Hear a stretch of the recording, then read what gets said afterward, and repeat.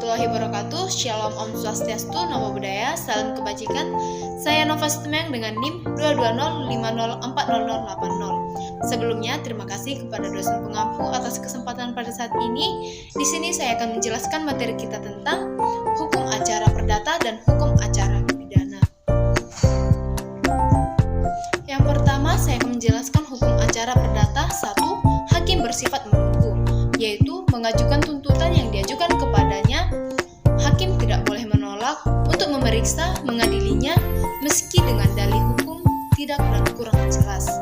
Kedua, yaitu hukum bersifat pasif, yaitu berdasarkan ketentuan dalam pasal 4 ayat 2 Undang-Undang Nomor 48 Tahun 2009. Hakim hanya membantu para pencari keadilan dan berusaha mengatasi segala hambatan dan rintangan untuk dapat tercapai peradilan cepat, sederhana, dan biaya ringan. Ketiga, yaitu persidangan terbuka untuk umum, yaitu ketentuan pasal 13 ayat 1 Undang-Undang Nomor 41 Tahun 2009. Asas ini bertujuan untuk memberi perlindungan hak asasi manusia di peradilan sehingga terjadi pemeriksaan yang adil dan objektif dan didapat keputusan yang objektif. Masyarakat boleh menyaksikan jalannya persidangan yang terbuka untuk umum kecuali ditentukan lain oleh undang-undang dan persidangan dinyatakan dilakukan tertutup.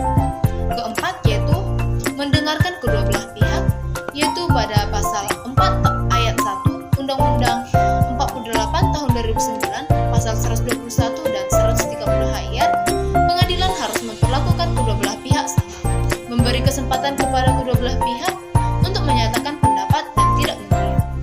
Kelima, yaitu putusan harus disertai alasan, yaitu bertanggung jawab atau pertanggungjawaban hakim dari putusannya terhadap masyarakat. Para pihak pengadilan yang lebih tinggi ilmu hukum memiliki nilai objektif. Yang keenam, beracara dikenakan biaya, yaitu diatur dalam pasal 2 ayat 4 Undang-Undang Nomor 48 Tahun 2009, pasal 145 ayat 4, pasal 192. Perkara ini dipakai untuk biaya kepaniteraan, biaya pengadilan, biaya pemberitahuan, biaya materai. 7. Tidak ada keharusan mewakili dalam beracara, yaitu HIR tidak mewajibkan para pihak untuk mewakilkan penyelesaian perkara kepada orang lain. Dengan demikian, pemeriksaan di persidangan terjadi serta langsung kepada pihak yang berkepentingan.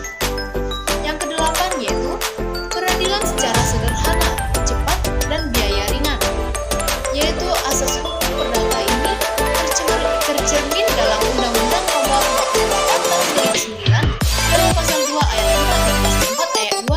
Pemeriksaan dan penyelesaian perkara dilakukan dengan cara efisien dan efektif. Biaya ringan adalah biaya yang bisa dijangkau oleh masyarakat, namun tidak mengesampingkan kecermatan dalam mencari kebenaran dan keadilan. Selanjutnya saya akan menjelaskan tentang hukum acara pidana dalam sistem hukum Indonesia. Hukum acara pidana tidak sekedar dipraktekkan berdasarkan undang-undang, melainkan juga didasarkan atas nilai serta asas tujuan.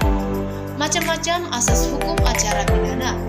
Yang pertama yaitu asas diferensiasi fungsional. Asas ini menyatakan setiap aparat penegak hukum dalam sistem peradilan pidana memiliki tugas dan fungsinya sendiri yang terpisah antara satu dengan yang lain. Asas legalitas. Hukum pidana dan hukum acara pidana adalah sesuatu yang berbeda. Dalam hukum pidana, asas legalitas dapat diartikan tidak ada suatu perbuatan yang tidak dapat dipidana tanpa ada peraturan yang mengatur.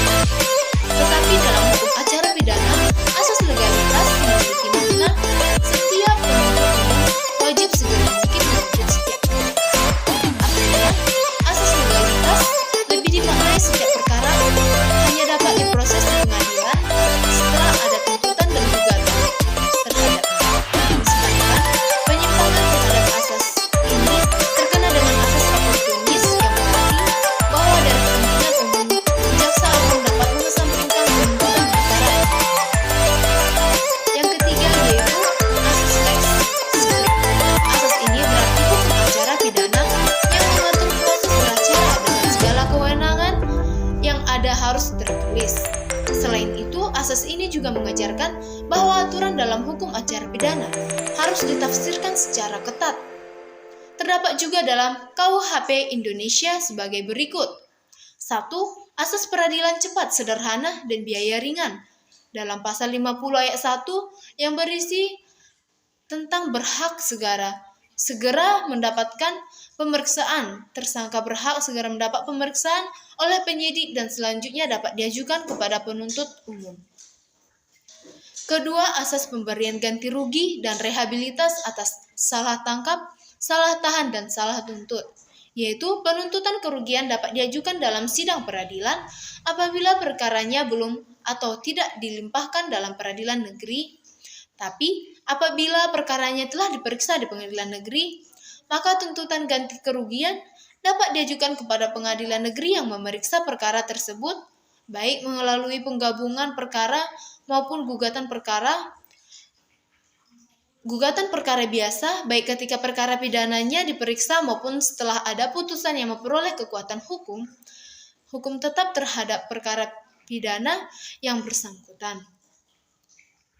Ketiga, yaitu asas oportunitas, merupakan suatu asas di mana penuntut umum tidak diwajibkan untuk menuntut seseorang jika penuntutannya akan merugikan kepentingan umum. Asas ini hanya berlaku dalam hal kepentingan umum benar-benar merugikan dan terdapat kriteria tertentu. Yang dimaksud merugikan kepentingan umum, ketentuan pengesampingan ini diatur dalam pasal 35C Undang-Undang Nomor 16 Tahun 2004 tentang Kejaksaan yang menyebut Jaksa Agung dapat menyampingkan perkara berdasarkan kepentingan umum. Baiklah, sekian yang dapat saya jelaskan. Jika ada kesalahan kata maupun bahasa, mohon dimaafkan. Sekian dan terima kasih.